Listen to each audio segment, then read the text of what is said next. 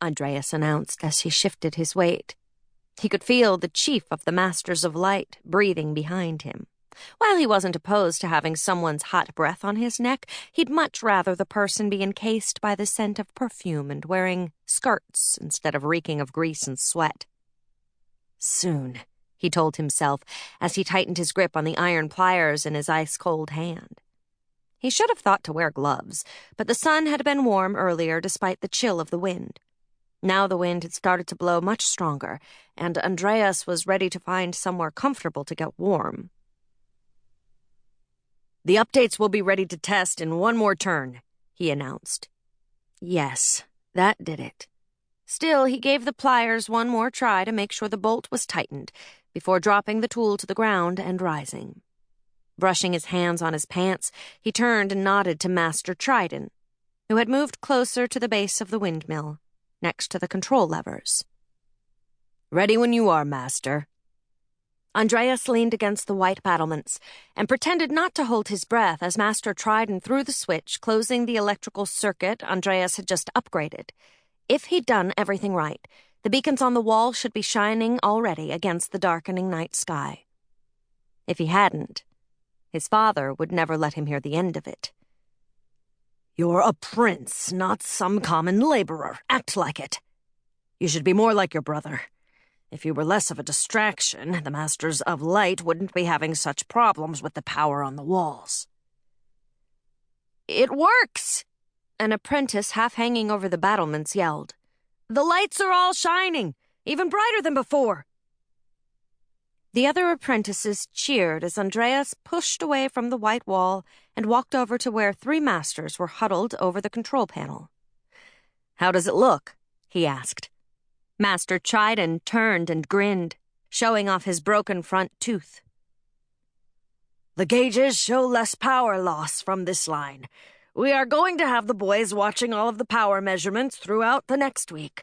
If this design continues to prove superior, as I expect it will, Prince Andreus, we will begin the process of replacing them all. With any luck, this winter there will be no outages and the kingdom will have you to thank. The king will be pleased." Andreus scoffed. The king was rarely pleased with a son who spent more time studying windmills than brandishing a sword. "I think we'll all be pleased if Garden City gets through the winter without an attack. The council, our seer, and the king will all hear about your success in my report, as will everyone else in the city. Your work to keep Garden City and the rest of Eden safe makes you no less a hero than Prince Micah fighting on the battlefields." Of course it did. Andreus should be with Micah and his father, winning glory on the battlefield. If death were the only thing to fear, he would be there without question. It was revealing his secret that was far more threatening. Master Trident bowed, then turned to shout orders at the apprentices.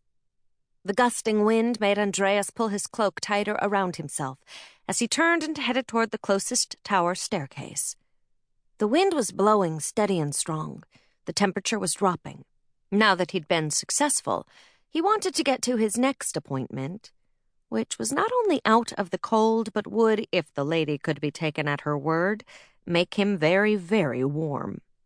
Still, as cold as it was, Andreus stopped before he reached the tower door and walked to the wall to look at the city far below. The glow of the beacons was faint at this time of day, but soon they'd create a bright outline of the sprawling city. It was this light that kept the tens of thousands of people below safe from the soon-to-be hunting Zelossi. Not bad for a day's work. Smiling, Andreus walked out of the fading light and jogged down the staircase, trying to decide if he should wash before meeting the lovely Lady Mirabella, or if she would find the streaks of grease on his hands appealing. He sniffed at his tunic and veered down the hall toward the royal family's private section of the castle. There was nothing sexy about smelling like a rusted pot. A quick wash, fresh clothes, and Prince Andreus. A familiar silken voice called at his back. "Excuse me, Your Highness, but the Queen sent me to look for you." Andreus sighed, then turned and gave his mother's favored lady-in-waiting his most charming smile. "Lady Therese, I hope my mother isn't the only reason you're looking for me, because the Queen is certainly not the reason."